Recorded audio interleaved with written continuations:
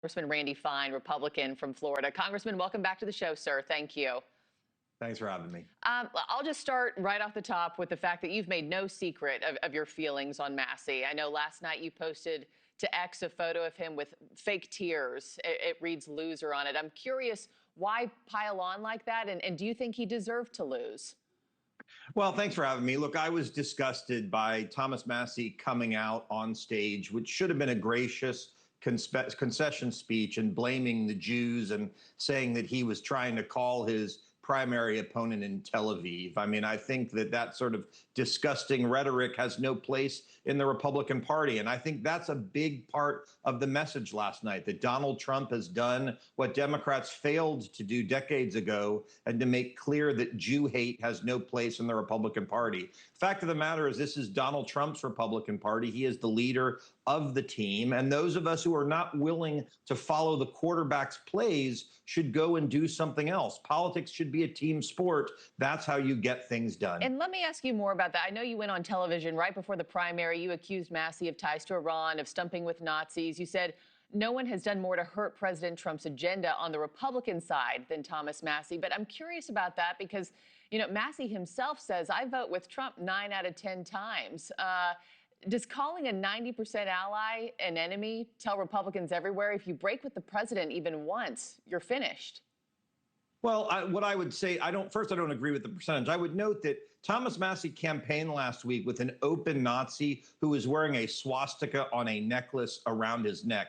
He invited him to his home and he hugged him there. If that's not being friends with Nazis, I don't know what is. But as it relates to that fake 90% issue, the president only calls the play every once in a while. And on the votes that were very important to the president, Massie almost never voted with the president. 91% of the votes that we take in Congress aren't controversial. So to say that you're voting with the president on the things that everyone, including Democrats, are voting with the president on because everyone agrees, doesn't mean you're a supporter of the president. Part of his concession speech last night, he said, and we played it off the top of show, I believe, he said, if the legislative branch always votes with the president, we do have a king.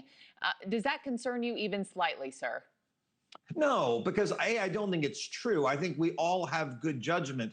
But again, politics is a team sport. The president is the quarterback of the team. And if you don't follow the play calls of the quarterback, if everyone is running around the football field doing their own thing, then you're never going to score any points. Voters nationwide gave President Trump an overwhelming mandate 2 years ago. It's our job to implement that agenda. Thomas Massie stood in the way every time the opportunity presented itself.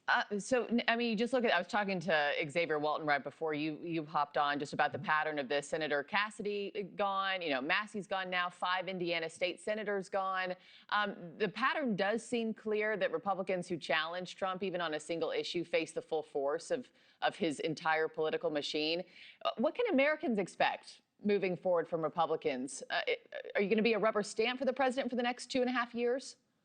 Well, I think you have to look at it differently. The president can make all the endorsements he wants, but at the end of the day, it's the voters of the individual districts and states that are making those decisions. And the fact that voters are overwhelmingly throwing out people who are fighting President Trump means that our constituents want us to support the president. We don't wag the tail of the dog. We're doing what our constituents tell us to do. So we're not being a rubber stamp, but we are fighting for the America First agenda of closed borders, a strong national defense, taking on enemies around the world. That's what our constituents are demanding us to do. And what we've learned last night is politicians who don't listen to their constituents are not going to be in office for very long. And now Texas making waves. We'll see how that plays out as well. It'll be a next. Thank you for watching. Subscribe below and download our NewsNation app right now on your phone, and you will get fact-based, unbiased news for all Americans.